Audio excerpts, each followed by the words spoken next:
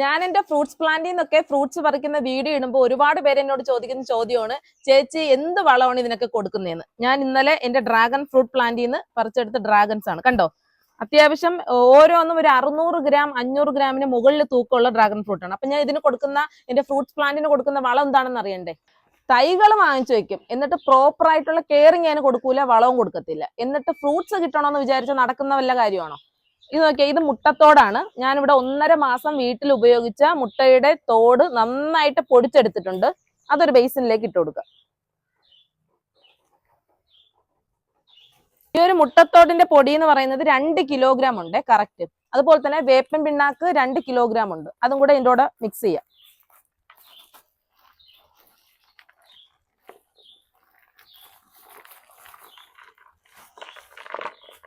ഇതിലേക്കൊരു 3 കിലോഗ്രാം എല്ലുപൊടി കൂടെ ചേർത്ത് കൊടുക്കുക.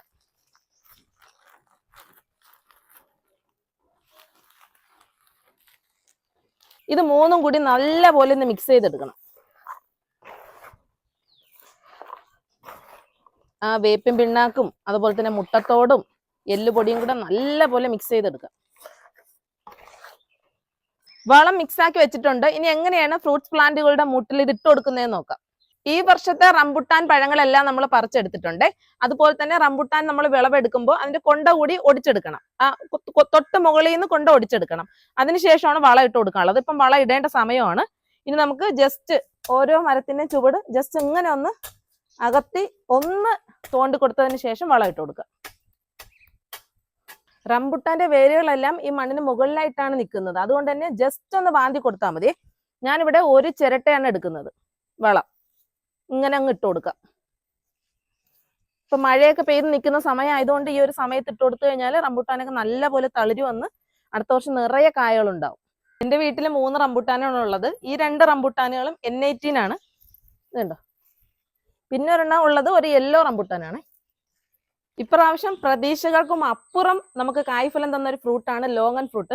അതിന്റെ ചുവട്ടിലും കൂടി ഇട്ട് കൊടുക്കാം. ഇതെന്റെ ജബോട്ടിക്കാബയാണേ, മരമുന്തിരി. അതിന്റെ മുട്ടിലിട്ട് കൊടുക്കാം. കഴിഞ്ഞ പ്രാവശ്യം പ്രൂൺ ചെയ്ത് നിർത്തിയിട്ടുള്ള ഒരു അത്തിമരമാണ്. അതിന്റെ ചുവട്ടിലിട്ട് കൊടുക്കുക. അതിന്റെ വേരൊക്കെ ഓൾറെഡി മുകളിലാണ്. അതുകൊണ്ടാണ് ഞാനൊന്നും മാന്തി കൊടുക്കാത്തത്.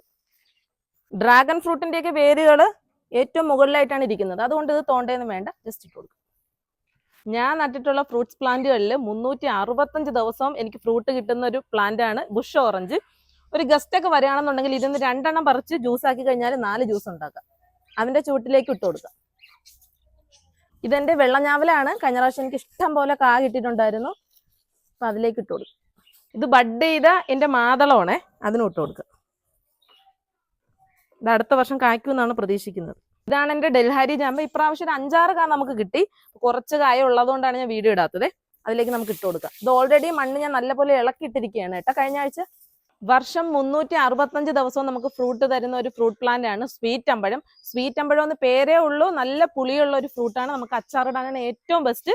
ഇത് കണ്ടോ, നിറയെ പൂത്ത് തളർത്ത് നിൽക്കുന്നുണ്ടോ. ഇതിന്റെ ചുവട്ടും നമുക്ക് ജസ്റ്റ് ഒന്ന് തോണ്ടിയിട്ട് ഇട്ട് കൊടുക്കാം. തീരെ ചെറിയ ഫ്രൂട്ട് പ്ലാന്റ് ആണെങ്കിൽ ഞാൻ അരച്ചിരട്ട വളമേ. ഇത് ബ്ലൂബെറി എന്ന് പറഞ്ഞ് ഞാൻ കൊണ്ട് നട്ടിട്ടുള്ള ഒരു ഫ്രൂട്ട് പ്ലാന്റ് ആണ്. ഇത് ഇതുവരെ കായ്ച്ചിട്ടില്ല. കായ്ക്കുമ്പോൾ നമുക്ക് എന്താണ് സംഭവം എന്ന് കാണാം. ഇതിലും ഇട്ട് കൊടുക്കാം. എന്നും പപ്പായ തരുന്ന റെഡ് ലേഡി പപ്പായനെ, അതിനിട്ട് കൊടുക്കുക. ഇതെന്റെ അവക്കാഡോ മരമാണ്. അടുത്ത വർഷം കായ്ക്കും കേട്ടോ. ഇത് ബഡ് ചെയ്ത തൈയാണ് വാങ്ങിച്ചു വെച്ചത്. ഇതെന്റെ പീച്ച് മരമാണ്. അതിനും ഇട്ട് കൊടുക്കുക. ഇതെന്റെ അച്ചാച്ചറുമാണ്. ഇത് 8 വർഷമാകുമ്പോൾ മാത്രമേ ഫ്രൂട്ട് തരത്തുള്ളൂ. ഈ കാടുകൾ കണ്ടാൽ ഞെട്ടം കേട്ടാ. ഇത് നമ്മൾ 2 ആഴ്ച ആയിട്ടേ ഉള്ളൂ ഇതിന്റെയൊക്കെ മൂട്ടിലെ കാടെടുത്ത് ജസ്റ്റ് ഒന്ന് മാന്തി കൊടുത്തിട്ട്. അതുകൊണ്ടാണ് ഇങ്ങനെ ഡയറക്റ്റ് ഇടുന്നത്. അത്തിമരങ്ങൾക്കെല്ലാം ഇട്ട് കൊടുക്കുക. ഇതെന്റെ ബെറാപ്പിളാണ്.